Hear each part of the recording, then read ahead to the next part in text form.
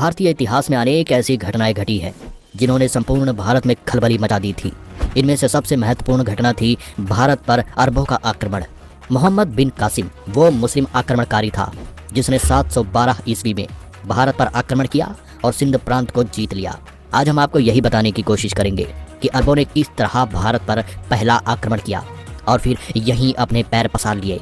साथ ही हम यह भी जानेंगे कि इस्लाम धर्म का उदय कैसे हुआ था। इस्लाम धर्म का उदय। सबसे पहले हम ये जान लेते हैं कि इस्लाम धर्म की नींव कैसे पड़ी। बताते हैं कि अरब के लोग कबीलों में रहते हैं और ये खाना बदोश जीवन व्यतीत करते थे। प्रत्येक कबीले के अपने देवी देवता थे जिन्हें ये लोग पूजते थे। इन कबीलों का नेतृत्व एक शेख के द्वारा होता था जिसका चयन कुछ हद तक पारिवारिक संबंधों के आधार पर होता था, लेकिन ज्यादातर बुद्धिमत्ता, व्यक्तिगत साहस और उदारता के आधार पर किया जाता था। 6ठी शताब्दी के आते आते इन कबीलों ने व्यापार को अपना पेशा बनाया और इसका सबसे ज्यादा प्रभाव पश्चिमी अरब के मध्य भाग में देखने को मिला जिसे हिजाज कहते हैं। आपको बता दें कि इस्लाम उदय के 2 प्रमुख स्थान मक्का और मदीना इसी इलाके में आते हैं। बाद में कुछ लोगों ने शहरों की ओर पलायन किया। ये लोग खेती और व्यापार करके अपना जीवन व्यतीत करने लगे।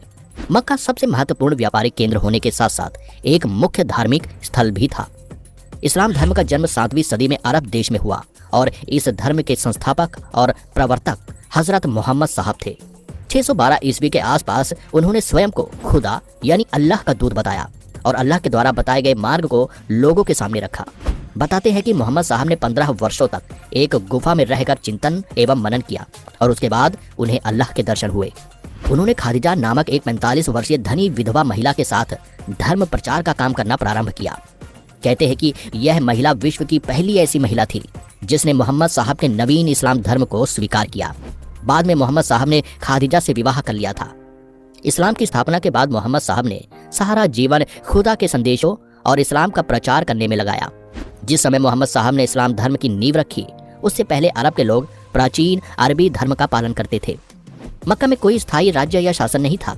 यहाँ के लोगों में नशा करने और जुआ खेलने की बुरी आदतें थी। वैवाहिक संबंधों में भी स्थायित्व नहीं था और बेहुदेवाद प्रचलित था। मोहम्मद साहब ने अरब में प्रचलित अंधविश्वास और 300 से अधिक देवी देवताओं की मूर्ति पूजा की घोर निंदा की। ये मूर्तियां या चिन्ह काबा में रखे हुए थे। उन्होंने कहा कि हमें सिर्फ अल्लाह की आराधना करनी चाहिए। इस्लाम के शुरुआती समय में मोहम्मद साहब का मक्का और उसके इबादत गाह पर कब्जा था। मोहम्मद साहब का इस्लाम धर्म प्राचीन अरबी धर्म का विरोधी था। मक्का के समृद्ध लोगों को देवी देवताओं को ठुकराना बहुत बुरा लगा। ये लोग इस्लाम जैसे नए धर्म को मक्का की प्रतिष्ठा और समृद्धि के लिए खतरा समझने लगे।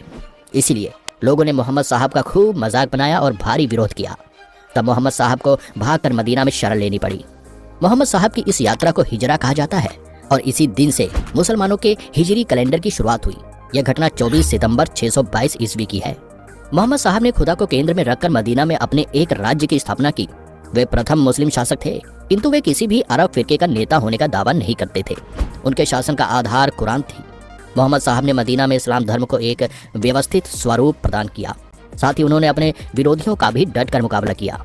जानकारी के लिए बता दें कि इस्लाम धर्म में 2 ग्रंथ सबसे प्रमुख है, पहला कुरान और दूसरा हदीस। कुरान में वह ज्ञान संग्रहित है जो खुदा ने अपने दूत मोहम्मद साहब को दिया और हदीसा में स्वयं मोहम्मद साहब के द्वारा दिए गए उपदेशों का संग्रह है। मोहम्मद साहब अपने धर्म के विरोधियों के लिए युद्ध और राजनीतिक संगठनों दोनों का सहारा लेते थे। मदीना पर कुरैशों के आक्रमण के बाद 3 युद्ध हुए और इन सभी में मोहम्मद साहब की विजय हुई और वे कुरैश कबीले के शासक बन बैठे। इस तरह मोहम्मद साहब ने इस्लाम का प्रचार किया और हमेशा पैगंबर ही कहलाए। उन्होंने कभी भी किसी अन्य पद या स्थिति को स्वीकार नहीं किया। 632 ईस्वी में उनकी मृत्यु हो गई। हजरत मोहम्मद की प्रमुख शिक्षाएं क्या थी? हजरत मोहम्मद ने अपने अनुयायियों को 5 मुख्य शिक्षाएं दी थी जो कि इस तरह है। नंबर 1, हजरत मोहम्मद का कहना था कि प्रत्येक मुसलमान को इस बात में विश्वास रखना चाहिए कि अल्लाह एकमात्र पूजनीय है और पैगंबर मोहम्मद उनके पैगंबर है। नंबर 2, हर एक मुसलमान को दिन में 5 बार नमाज अदा करना अनिवार्य है। नंबर 3, निर्धनों को जकात देना चाहिए। जकात एक प्रकार का दान है। नंबर 4, इस्लाम को मानने वालों को रमजान के महीने में रोजे रखने चाहिए।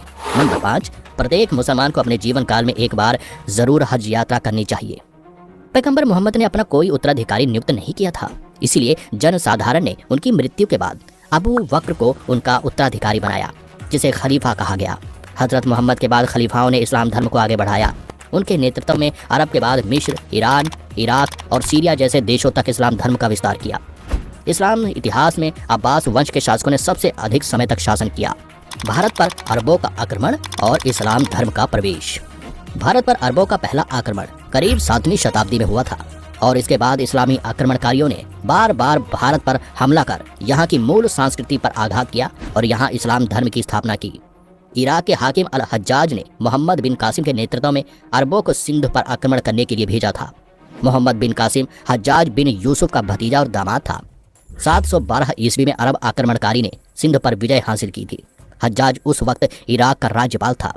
हज्जाज ने ही मोहम्मद बिन कासिम को 17 वर्ष की आयु में मरकान तट के रास्ते सिंध भेजा था। दरअसल हज्जाज बिन यूसुफ को कई अरबी व्यापारियों से सूचना मिली थी कि भारत के राजाओं के पास खजाने के असीम भंडार है। यह सुनकर उसके मन में लालच आ गया था।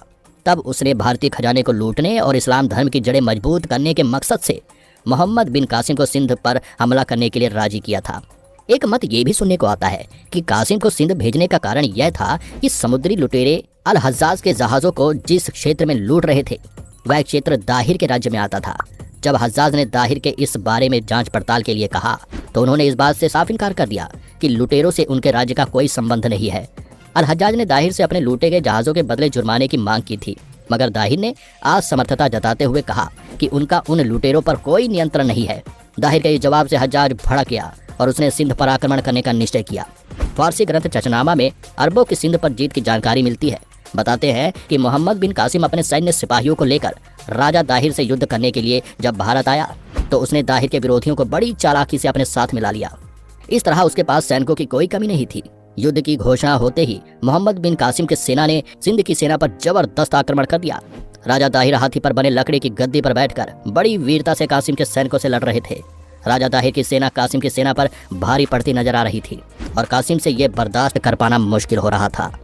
तब उसने बड़ी चालाकी से राजा दाहिर के हाथी पर जलते हुए तीरों से हमला करना शुरू कर दिया, जिस कारण लकड़ी के ढांचे में आग लग गई और देखते ही देखते ये आग इतनी भीषण हो गई कि दाहिर राजा का हाथी बेकाबू हो गया। वह आग को बुझाने के लिए सिंधु नदी के पानी में चला गया। जैसे ही राजा दाहिर हाथी से उतरकर नीचे आए तो कासिम ने उन पर हमला कर दिया, उन्हें मार दिया। इस तरह कासिम ने सिंध पर अपना कब्जा कर लिया।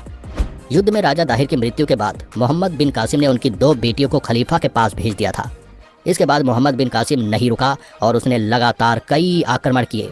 उसने अपने नेतृत्व में जितने भी अभियान चलाए उन सभी में लगभग उसे विजय प्राप्त हुई, जिनमें से कुछ इस तरह है।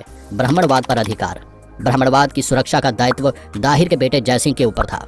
उसने कासिम के आक्रमण का बहादुरी के साथ सामना किया, लेकिन कुछ लोगों के विश्वासघात के कारण वह पराजित हो गया। ब्राह्मणवाद पर कासिम ने अपना अधिकार स्थापित कर लिया। आलोर विजय। ब्राह्मणवाद पर अधिकार के बाद कासिम आलोर पहुंचा। शुरुआत में आलोर के निवासियों ने कासिम का सामना किया, लेकिन अंत में उसकी ताकत की वजह से विवश होकर आत्मसमर्पण करना पड़ा। मुल्तान विजय। आलोर पर विजय प्राप्त करने के बाद कासिम ने मुल्तान की ओर रुख किया। यहाँ पर आंतरिक कलह के कारण विश्वासघातियों ने कासिम की सहायता की। उन्होंने नगर के जल स्रोतों की जानकारी अरबों को दे दी, जहाँ से दुर्ग निवासियों को जल की आपूर्ति की जाती थी।